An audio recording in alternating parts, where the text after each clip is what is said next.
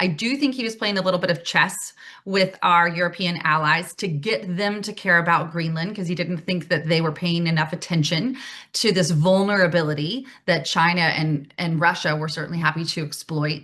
And now here we've ended up with this opportunity seemingly to be able to build more military, maybe bases, but installations, something with the Golden Dome expanding to Greenland, which is really good militarily and strategically for the Western Hemisphere.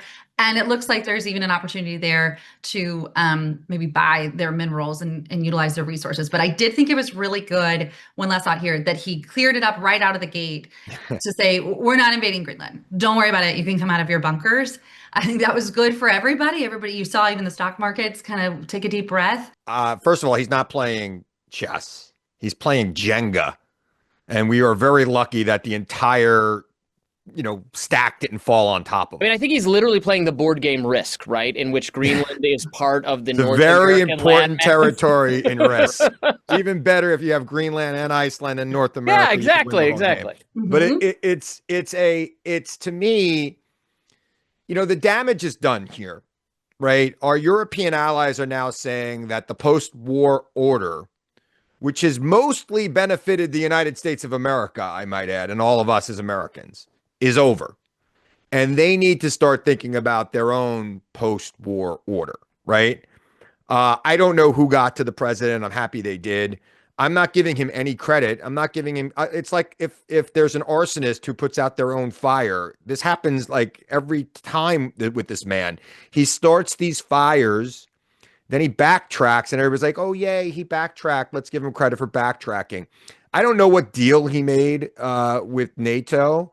I know that we had the ability to put whatever we wanted in Greenland. We made that treaty right after World War I, and we got the U.S. Virgin Islands as a result of that. So he acts like there's been no legal relationship between Greenland and the rest of the world and Denmark. And, and all throughout all of this, nobody's asking the people who live in Greenland what they want, right? He's trying to treat them like, he's the conquering hero and they will do what he says. Well, what about them? Now, today, I see he's going to give them $1 million each. Well, I'm telling you right now, there are people going to the grocery store today and they're buying less, right? And they're seeing this guy offering $1 million to people who live in Greenland so he could put his flag on it or maybe name it Trumpland or something. And they're watching Jim Jordan act like an idiot talking about January 6th. And they're wondering, what are these Republicans doing to make my life better? What is the president doing? What about all these promises they made? And they really are not happy. And you saw it in the elections last year. And I'm telling you right now, this year is going to be a bloodbath for Republicans. They're going to want to move to Greenland after the election, I think. I want to move to Greenland if they're offering $1 million and if the housing prices are going to be any better there than what $1 million is going to buy you in Greenland? I will live like a Viking lord. Nina, let's bring you in. The America First part of the MAGA agenda is very important to Donald Trump. He's taken some criticism occasionally from conservatives for maybe a perception that he's been less focused on economic issues and more focused on foreign policy. I think we'll get into the economic side soon. Where do you, what are your views on our commitments to European partners? Because I do think there's a sense that there's a frustration or a feeling that we've been taken advantage of that animates a lot of Trump's base, and this kind of tough talk is welcome. At the same time, conquering Greenland was literally something no one was calling for pretty much until Trump kind of gestured at the idea before walking it back. Yeah, Americans should be concerned about being taken advantage of, but being taken advantage of by the ruling class in this country. Let's start. Charity starts at home and spreads abroad. So before we look at NATO, let's look at the ruling class that has so much and the working class that has so little. This is nothing but 21st century imperialism.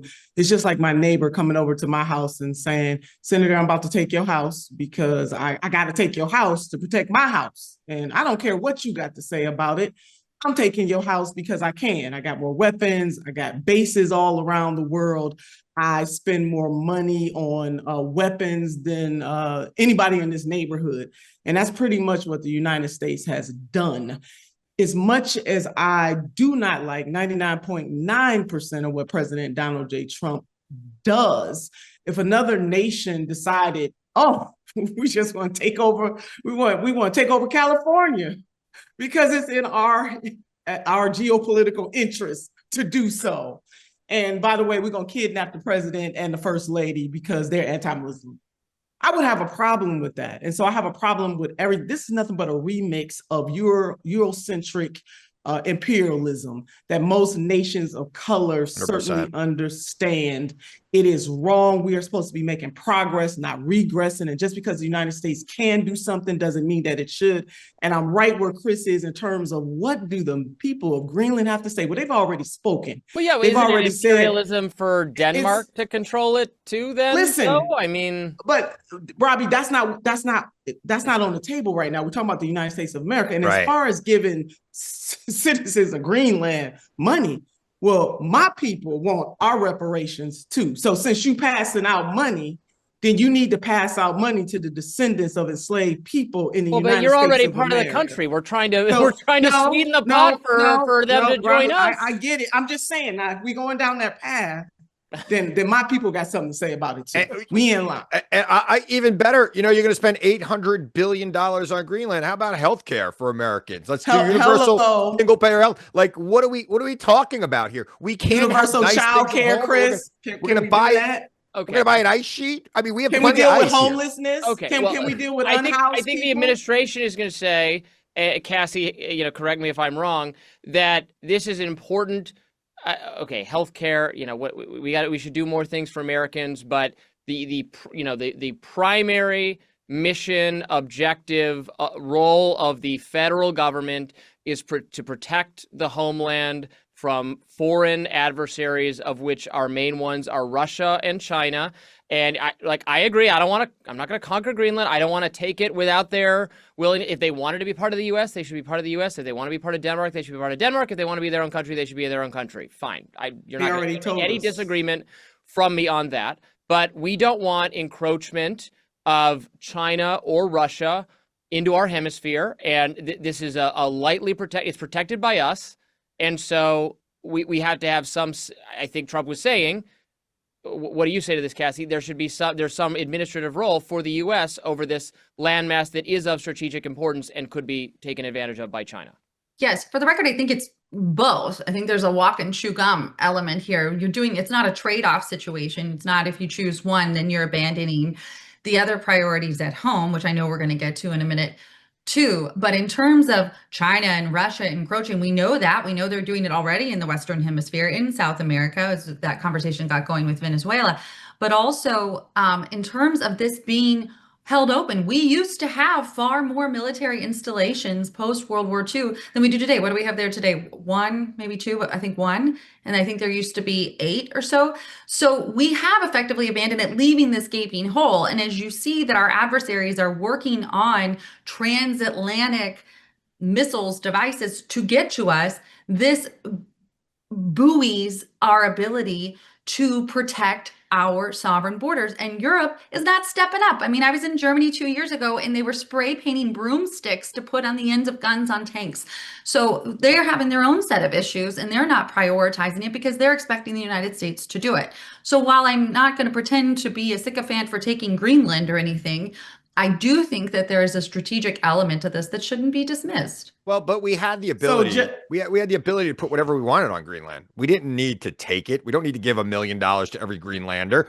It's part of the NATO alliance, and we have a treaty right now that says we want to put military bases there. We do. And by the way, there's very few people on Greenland and a lot of land. We have plenty of opportunities to put whatever we want there. They would welcome the investment in Greenland, but instead we had to have this machismo, chest-pounding Don Road doctrine BS that had the entire world saying, what the hell is wrong with the United States of America? And are we always going to be one election away, no matter what happens in 2028, from electing another maniac? And I think that this is the problem. And I think it's, look, we could dance around it all we want. The post-war era is over now. He has destroyed it in 1 year.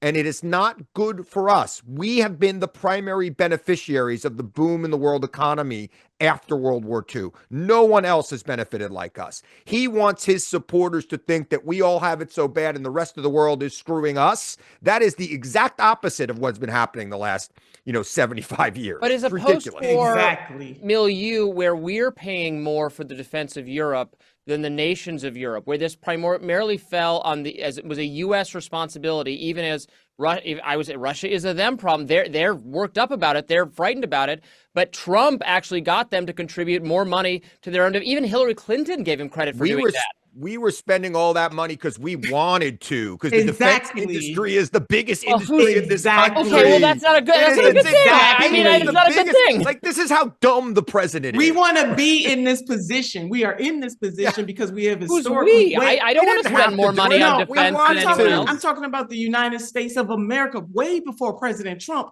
has wanted to be in this position. I mean, we spend more money than the 9 most weaponized nations combined on war and war making. Because they're free riding us. Because America wanted it this way. It didn't always have to be this way. The country wanted it this way. The leaders of this country wanted it this way. This still doesn't give us the right to go in and take other people's stuff. And if we are concerned about China and Russia, that's fine. So we're going to take advantage of Greenland so that China and Russia can't take advantage. You know what I think happened? I'd rather us. I mean, but that's. I think we can all agree. Donald Trump saw that movie Greenland, and he thought it was a documentary about the future of the world. And he felt that he needed to build a bunker in Greenland and didn't want to have to tell anybody where it was. And this is how we got here.